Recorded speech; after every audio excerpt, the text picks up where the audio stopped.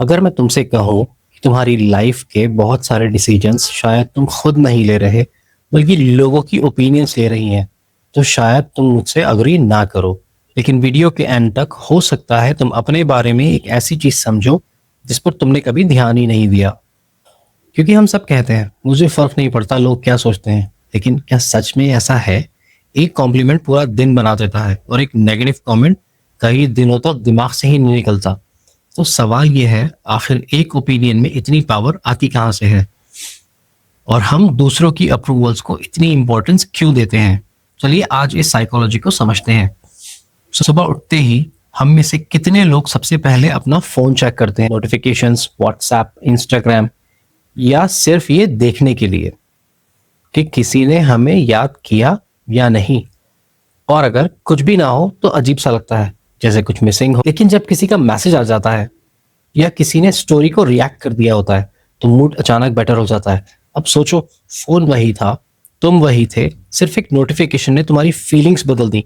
इसका मतलब problem phone में नहीं, प्रॉब्लम ये भी नहीं कि तुम ज्यादा इमोशनल हो, असल बात कुछ और है।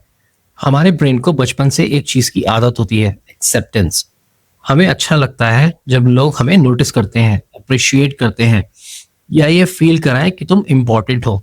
और इसी फीलिंग को साइकोलॉजी में वैलिडेशन कहते हैं। वैलिडेशन सिर्फ तारीफ नहीं होती, वैलिडेशन का मतलब होता है ये महसूस होना कि तुम मैटर करते हो, कि तुम्हारी प्रेजेंस की वैल्यू है, कि तुम किसी ग्रुप का हिस्सा हो। और ये फीलिंग्स इतनी पावरफुल इसलिए हैं क्योंकि हमारा ब्रेन आज की दुनिया के हिसाब से डिजाइन ही नहीं हो। बात है हजारों साल पहले की। इंसान अकेला सरवाइव नहीं कर सकता था, हर इंसान किसी न किसी ट्राइब का हिस्सा होता था। अगर ट्राइब ने एक्सेप्ट किया तो खाना, प्रोटेक्शन, सर्वाइवल सब कुछ था। लेकिन अगर ट्राइब ने रिजेक्ट कर दिया तो सिर्फ लोनलीनेस ही नहीं मिलती थी, जिंदगी खतरे में पड़ जाती थी। इसलिए हमारे ब्रेन ने एक रूल बना लिया, एक्सेप्टेड हो तो सेफ हो, रिजेक्टेड हो तो डेंजर है। आज जंगल नहीं है, लेकिन ब्रेन अभी भी वही पुराना सॉफ्टवेयर चला रहा है। इसलिए जब कोई इग्नोर करता है, रिप्लाई नहीं देता या क्रिटिसाइज करता है तो दर्द सिर्फ इमोशन में नहीं होता, ब्रेन उस सिचुएशन को एक थ्रेट की तरह ट्रीट करता है। और इसी वजह से रिजेक्शन इतना पर्सनल लगता है। अब इसमें सोशल मीडिया को ऐड कर दो, अब एक्सेप्टेंस सिर्फ फील नहीं होती, काउंट भी होती है। कितने लाइक्स आए, कितने कमेंट्स आए, कितने फॉलोअर्स बढ़े, कितने लोगों ने स्टोरी देखी। हर नोटिफिकेशन एक छोटा सा रिवॉर्ड बन जाता है और धीरे धीरे ब्रेन उस रिवॉर्ड को वेट करना शुरू कर देता है। इसलिए कई बार हम फोन इसलिए नहीं खोलते क्योंकि नोटिफिकेशन आई है, हम फोन इसलिए खोलते हैं क्योंकि हमें उम्मीद होती है शायद इस बार किसी ने नोटिस किया होगा। और ये सिर्फ टीनेजर्स के साथ नहीं है, students, working professionals, creators, business owners, हर कोई कभी ना कभी इस साइकिल का हिस्सा बन जाता है। फर्क सिर्फ इतना है, किसी को इसका एहसास होता है और किसी को नहीं। लेकिन वैलिडेशन की सबसे डेंजरस बात ये नहीं है कि हमें अच्छा लगता है। डेंजर तब शुरू होता है जब हम अपनी वैल्यू ही दूसरों के रिएक्शन से मेजर करना शुरू कर देते हैं। एक अच्छी परफॉर्मेंस के बाद भी हम खुश तब होते हैं जब कोई और बोले यार तूने कमाल कर दिया। नए कपड़े पहनकर भी कॉन्फिडेंस तब आता है जब कोई कहे आज तो मस्त लग रहे हो। धीरे धीरे हम खुद से और दुनिया से ज्यादा पूछने लगते हैं मैं कैसा हूँ। और इसी प्रोसेस में सबसे पहले जो चीज खोती है वो कॉन्फिडेंस है, सेल्फ ट्रस्ट है। क्योंकि अब तुम डिसीजंस अपनी चॉइस से नहीं, रिएक्शंस के हिसाब से लेने लगे। एक ऑनेस्ट क्वेश्चन, क्या तुमने कभी बिना नोटिफिकेशन आए सिर्फ हैबिट में फोन अनलॉक किया है और फिर रियलाइज हुआ कि चेक करने लायक तो कुछ था ही नहीं? अगर ऐसा कभी हुआ है तो कमेंट में सिर्फ मी लिखो। मैं जेन्युइनली देखना चाहता हूँ कितने लोग इस हैबिट को पहचान पाए हैं। और शायद सबसे बड़ा प्रॉब्लम भी यही है, हम वैलिडेशन एंजॉय नहीं करते, हमें उसकी आदत हो जाती है। और जब किसी चीज की आदत लग जाती है तो उसके बिना चैन नहीं मिलता। लेकिन वैलिडेशन चाहना प्रॉब्लम नहीं है, प्रॉब्लम तब शुरू होती है जब तुम्हारी सेल्फ वर्थ दूसरों के अप्रूवल पर डिपेंड करने लगती है। और यहीं से एक और इंटरेस्टिंग चीज शुरू होती है। अगर कोई तुम्हारी 10 बार तारीफ करे और एक बार क्रिटिसाइज करे तो रात को सोने से पहले तुम्हारे दिमाग में क्या चलेगा? वही एक क्रिटिसिज्म। और ये सिर्फ तुम्हारे साथ नहीं होता, ऑलमोस्ट हर इंसान का ब्रेन इस तरह ही काम करता है। क्यों? क्योंकि हमारा ब्रेन प्रेज से ज्यादा थ्रेट को इंपॉर्टेंस देता है। हजारों साल पहले एक कॉम्प्लीमेंट इग्नोर कर देना डेंजरस नहीं था, लेकिन अगर किसी डेंजर को इग्नोर कर दिया तो जान जा सकती थी। इसलिए ब्रेन ने सर्वाइवल के लिए एक हैबिट बना ली, नेगेटिव चीजों को पॉजिटिव चीजों से ज्यादा सीरियसली लेना चाहिए। और आज भी एक नेगेटिव कमेंट 100 पॉजिटिव कमेंट से ज्यादा पावरफुल लगता है। ब्रेन सिर्फ एक ही चीज पूछता रहता है, कहीं मैं गलत तो नहीं। इस वजह से धीरे धीरे लोग बदलना शुरू कर देते हैं, अपनी पर्सनैलिटी नहीं, अपना ओरिजिनल वर्जन नहीं। लोग क्या सोचेंगे इसलिए कुछ बोलते नहीं, लोग जज करेंगे इसलिए कुछ पहनते नहीं, फेल हो गए तो लोग हंसेंगे इसलिए नई अपॉर्चुनिटी ट्राई ही नहीं करते। और धीरे धीरे हम अपनी लाइफ जीना कम कर देते हैं और लोगों को डिसअपॉइंट ना करना ज्यादा शुरू कर देते हैं। इसे कहते हैं पीपल प्लीजिंग। शुरू में लगता है हम बस पोलाइट हैं, सबको खुश रखना चाहते हैं, लेकिन धीरे धीरे ये हैबिट बन जाती है और फिर एक दिन रियलाइज होता है हम सबको खुश रखते रखते खुद को ही भूल गए।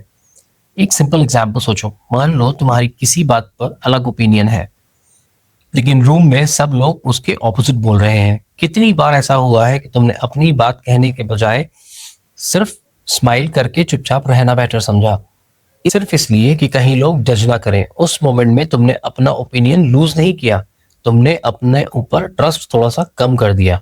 और जब ये बार बार होता है, सेल्फ कॉन्फिडेंस धीरे धीरे कम होने लगता है। कॉन्फिडेंस इसलिए नहीं जाता क्योंकि तुम कैपेबल नहीं हो, कॉन्फिडेंस इसलिए कम होता है क्योंकि तुम अपनी आवाज से ज्यादा दूसरों की आवाज सुनने लगते हो।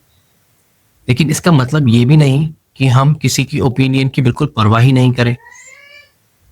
आजकल सोशल मीडिया पर एक लाइन बहुत फेमस है, I don't care what people think. सच बताऊं, ये प्रैक्टिकल ही नहीं है।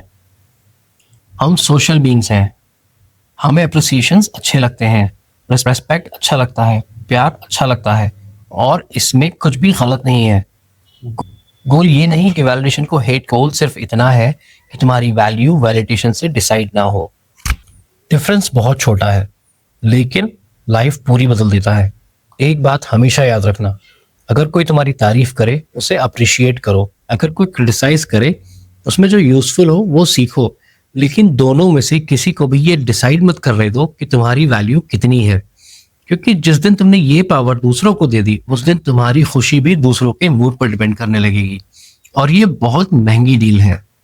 वैसे एक क्वेश्चन है, तुम्हारी लाइफ में ज्यादा इफेक्ट किस चीज का पड़ता है, कॉम्प्लीमेंट या क्रिटिसिज्म? कमेंट में सिर्फ एक वर्ड लिखना, कॉम्प्लीमेंट या क्रिटिसिज्म। मैं जेन्युइनली देखना चाहता हूँ कि ज्यादा लोग किस साइड खड़े हैं, और ट्रस्ट मी, तुम अकेला फील नहीं करोगे। रियल कॉन्फिडेंस कहाँ से आता है? ज्यादा लोग सोचते हैं अचीवमेंट से, मनी से, सक्सेस से, या लोगों की तारीफ से, लेकिन सच ये है ये सब कॉन्फिडेंस को बूस्ट कर सकते हैं, बिल्ड नहीं।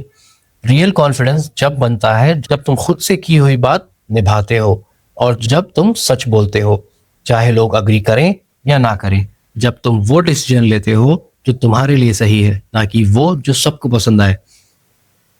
और हर बार जब तुम ऐसा करते हो तो एक चीज थोड़ी सी स्ट्रांग हो जाती है, सेल्फ रेस्पेक्ट। और जिस इंसान का सेल्फ रेस्पेक्ट स्ट्रांग हो जाता है उसे वैलिडेशन की जरूरत नहीं पड़ती। इसलिए नहीं क्योंकि उसे लोगों की परवाह नहीं, बल्कि इसलिए क्योंकि उसने खुद पर ट्रस्ट करना सीख लिया होता है। सोचो कितनी फ्रीडम मिलेगी जब तुम कोई फोटो अपलोड करके 5 मिनट बाद लाइक्स चेक नहीं करोगे, जब तुम नो बोलोगे और गिल्टी फील नहीं करोगे, जब तुम अपनी चॉइस से डिसीजन लोगे ना कि लोगों के कहने के हिसाब से चलोगे। ये फ्रीडम दुनिया से भागने में नहीं, ये फ्रीडम अपनी लाइफ का रिमोट वापस अपने हाथ में लेने में है। इसलिए अगली बार जब भी तुम खुद को अप्रूवल ढूंढते हुए पकड़ो, बस 1 सेकंड के लिए रुकना और खुद से सवाल पूछना, क्या मुझे सच में किसी और की परमिशन चाहिए, या मैं खुद को ही इनफ नहीं मानता? हो सकता है इस एक सवाल का जवाब तुम्हारी सोच बदल दे, क्योंकि वैलिडेशन हमेशा बाहर से मिलता है लेकिन सेल्फ वर्थ अंदर से बनती है। और जिस दिन तुम ये बात समझ जाओगे उस दिन तुम्हें अप्रूवल के पीछे भागने की जरूरत नहीं पड़ेगी और अपनी लाइफ जीना शुरू कर दो। अगर इस वीडियो ने तुम्हें अपने बारे में एक भी नई चीज रियलाइज करवाई हो तो एक लाइक जरूर कर देना। और अगर तुम ह्यूमन साइकोलॉजी, ओवरथिंकिंग, रिलेशनशिप और बहुत सारी चीजें जानना चाहते हो तो हमारे चैनल को सब्सक्राइब करना मत भूलना।